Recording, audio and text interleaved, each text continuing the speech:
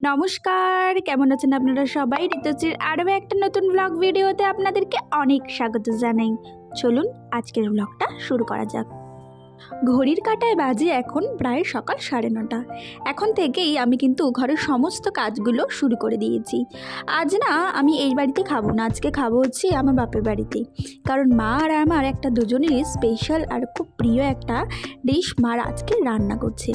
তো সেজন্য ভাবলাম সকাল সকাল আজকে একটুখানি ঘরবাড়িগুলো পরিষ্কার করা যাক। যেহেতু বলেইছি এই কাজগুলো এখন কিন্তু আমি রাতের দিকেই করার চেষ্টা করি, কারণ ছেলেকে সামলিয়ে সকালের দিকে রান্না করে এই কাজগুলো না একদম করার সময় হয়ে ওঠে না। তাই ভাবলাম রান্নাটা যখন নেই তখন কিন্তু এই কাজগুলো আমি অনায়াসেই সকাল বেলাতেই করে নিতে পারি। কিন্তু আর ওয়ার্ড্রপটা পরিষ্কার করে নিই, বেডটা একটু পরিষ্কার করে দিয়েছি, আর ফটো ফ্রেমটার মধ্যে নোংরা পড়েছিল ওটাও পরিষ্কার করে দিয়েছি। তারপর কিন্তু এখানে চলে এসেছি একটুখানি নিজের পরিচর্যা করতে। আমি ঠিক করেছি এখন থেকে যাই হয়ে যাক নিজের পরিচর্যা, নিজের খেয়ালটা নিজেকেই নিতে হবে। কারণ আমার মনে হয় নিজের খেয়াল নিজে না নিলে হয়তো সেরকমভাবে কেউ নেবে না। কিন্তু তবুও বলবো আমার হাজব্যান্ড অনেক ভালো, যে আমার প্রত্যেকটা মুহূর্তে খেয়াল নেয়। যাই হোক, তো চলো এখানে আজকে তোমাদেরকে আমার একটু ছোট্ট করে স্কিন কেয়ার শেয়ার করছি। সবার প্রথমে আমি যে ফেস ওয়াশটা ইউজ করি সেটা ইউজ করে নিচ্ছি, সেটা হচ্ছে ডট অ্যান্ড কের ফেস ওয়াশ। আমি কিন্তু স্নান করার পরেই ফেস ওয়াশটা ইউজ করি, কিন্তু যেহেতু আজকে মুখে ফেস প্যাক লাগাবো তাই কিন্তু আগে কিন্তু ফেস ওয়াশটা করে নেব। কারণ মুখের মধ্যে যত ধরনের ডার্টস আছে, পোর্স আছে, সেগুলো মিনিমাইজ হয়ে যাবে। আর দেখো তারপরে এখানে নিয়ে নিয়েছি এটা ফেস প্যাক। এটা হচ্ছে অর্গ্যানিকের face pack, beetroot face pack. আর এটা খুবই ভালো, একদম অর্গ্যানিক আর ন্যাচারাল, মুখে কোনো রকমের কিচ্ছু হবে না, নাথিং। তো তোমরাও কিন্তু এটা ইউজ করে দেখতে পারো। আমি একটা আলপসের আমি তোমাদেরকে এটার ডেসক্রিপশন বা ফটো লিঙ্ক দিয়ে দেবো। দেখো তারপরে আমি কিন্তু খুব ভালো করে এটা লাগিয়ে দিয়েছি। একদম বিটরুটটা যেরকম কালারিং রেডিশ কালার হয়, একদম অ্যাজ ইট ইজ সেরকম এটাই। তো এটা কিন্তু তুমি চাইলে রোজও ইউজ করতে পারো। তাও আমি বলছি এটা কিন্তু স্কিনে কিচ্ছু হবে না, নাথিং। কিন্তু তোমার স্কিনে হালকা একটা ন্যাচারালি গ্লো আনবে, আর মুখে যত ট্যান আছে ট্যানটা রিমুভ করে দেবে। যাদের খুবই ডাল স্কিন হয়ে গেছে তারা কিন্তু অবশ্যই এটা ইউজ করতে পারে। তারপরে কিন্তু আমি এখানে স্নান টান করে চলে এসেছি এই বাড়িতে, যেহেতু বললাম আজকে এই বাড়িতেই খাবো। তো দেখো কি অসম্ভব রোদ উঠেছে, তার জন্য ঝটপট করে জামা কাপড়গুলো মেলে দিচ্ছি। ছাদে এখন এত রোদ, একটু আগে যে অঝোরে বৃষ্টি হয়ে গেল সেটা কিন্তু মনেই হবে না দেখে। তোমাদেরকে একটা জিনিস দেখাচ্ছি, দাঁড়াও। ওই বাড়িতেও কিন্তু আমি জামা কাপড় মেলে দিয়ে এসেছি, আর এই বাড়িতেও এসে এই কটা জামা কাপড় মেললাম। আর রাস্তায় দেখো যা বৃষ্টি হয়েছে এত পরিমাণে যে জল জমে গেছে, আর এখন ঠিক এতটা পরিমাণে রোদ্দুর। ছাদ থেকে তো চলে এলাম, আর আজকে কিন্তু দুপুরবেলা আমি এখানেই লাঞ্চ করব। আই থিঙ্ক তোমাদেরকে বললাম এর আগেও। তো আজকে কিন্তু এখানেই দুপুরে রান্না, মা রান্না করেছে একটা স্পেশাল জিনিস যেটা আমার আর মায়ের ভীষণই পছন্দ। তো চলো সেটা তোমাদেরকে দেখাবো।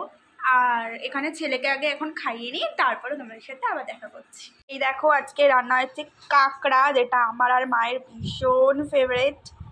তো চলো এটাকে আমরা এখন খাবো জমিয়ে মার মেতে মিলে। আর কি রান্না হয়েছে দেখো, এটা কি আলু পোস্ত, কাঁকড়া, আর কি হয়েছে ডিমের ঝোল, যেটা আমি আর মা একদমই খাবো না, কারণ একসাথে কাঁকড়া আর ডিম খাবো। চলো আমি খেয়ে অবশ্যই তোমাদের সাথে রিভিউ দেবো যে আমার মাকে কেরম রান্না করেছে।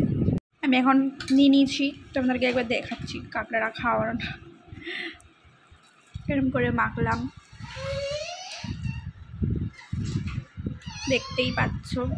আমার না এই পিসগুলো খেতেই ভালো লাগে। আমি দীঘাতে গেলেও যেখানে যাই এই ধরনেরই পিসগুলো খাই। দেখো এবার আমি খেয়ে রিভিউ দেবো যে আমার মা কীরকম রান্না করেছে। ভালো হয়েছে, দারুণ হয়েছে, জাস্ট চুমু। অনেকদিন পর খাচ্ছি আর দারুণ হয়েছে। মাকে ওদিকে যাবি না, মাকে কাঁকড়া রান্নাটা কিন্তু আমিই শিখিয়েছি, তাই তো? কাঁকড়া রান্নাটা আমি শিখিয়েছি। বিয়ের আগে 2-1বার আমরা খেয়েছিলাম বাড়িতে কাঁকড়া, তো আজকেও বেশ খেতে ভালোই হয়েছে। তা তো হয়ে গেছে। তারপরে মৌরানী আজকে আমাকে একটু বললো আমাকে আজকে একটু সাজিয়ে দেবে।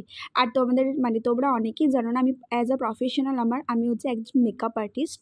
তো তার জন্য অনেক দিন চর্চাও করা হয়নি। ছেলে হওয়ার পরে 2-3 জন 4 জনকে আমি সাজিয়েছিলাম মানে অ্যাজ আ ক্লায়েন্ট হিসেবে। তো দেখো তারপরে এখানে ভাবলাম যে না ঠিক আছে, আমারও হাতের একটু প্র্যাকটিসটা হয়ে যাবে আর আস্তে আস্তে আমাকে কাজের দিকে এবার ঢুকতেও হবে। তো সেই কারণে এখানে মৌরানীকে মেকআপ করাটা হয়ে গেছে। তোমরা কিন্তু অবশ্যই জানিও সাজানোটা কীরকম লাগলো না লাগলো। আর তোমরা যদি আমার মেকআপ দেখতে চাও তাহলে অবশ্যই আমায় কমেন্ট করো, আমি তোমাদের সাথেও শেয়ার করবো। তবে তোমাদেরকে কিন্তু কমেন্ট করতে হবে।